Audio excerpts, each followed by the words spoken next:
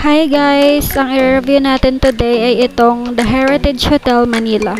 Ang address niya ay Rojas Boulevard, corner Epifanio de los Santos Avenue, Pasay, Metro Manila. Hotel amenities, Wi-Fi, fitness center, business center, dry cleaning and laundry, and swimming pool. They also have restaurant and bar, on-site parking, spa, concierge, and multilingual staff. They offer superior room, 3,300 pesos, deluxe room, 3,800 pesos, club room, 4,995 pesos, junior suite, 5,445 pesos, executive suite, 6,500 pesos per night, millennium suite, and presidential suite. Check-in time 2 o'clock p.m. Check-out is 12 noon. Hotel currency Philippine peso, but they have an on-site currency exchange. Accepted payment options American Express, Mastercard, Visa, and JCB credit card. Pets are not allowed. Non-smoking hotel. Ask for the front desk for locations of designated outdoor smoking areas. Children policy, 1 child under 11 years, stay for free using existing beds. Extra bed will be chargeable. Ang kinuha namin ay superior room, so tara na!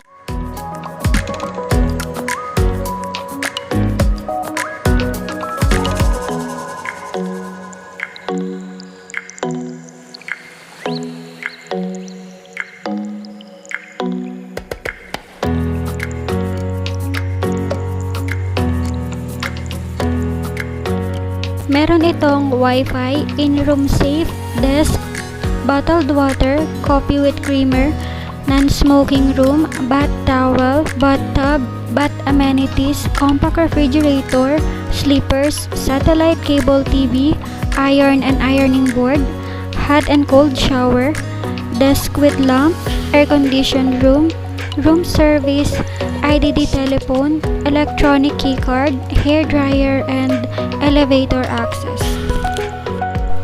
For more information about the hotel, I will put the link below so you guys could check it.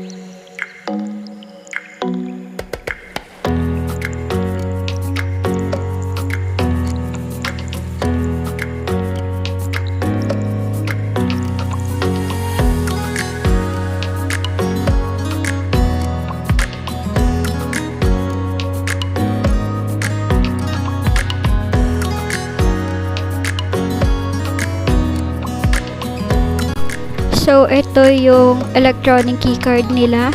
Ibibigay nila pagka-check-in nyo dahil ito na ang magsisilbing susi ng room nyo. At kapag nawala nyo yan, ay magbabayad kayo ng 200 pesos. Ayan ang estimated time departure and arrival ng pre-shuttle service nila going to MOA.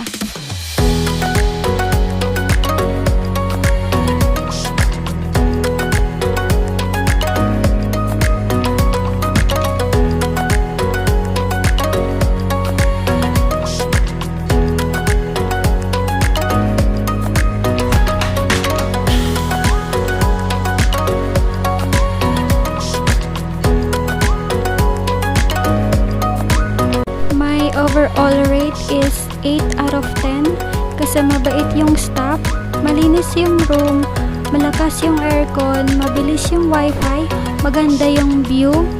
It is location wise kasi malapit sa airport, malapit din sa MOA. At ang pinakagusto ko ay yung free shuttle service nila going to MOA and back to the hotel.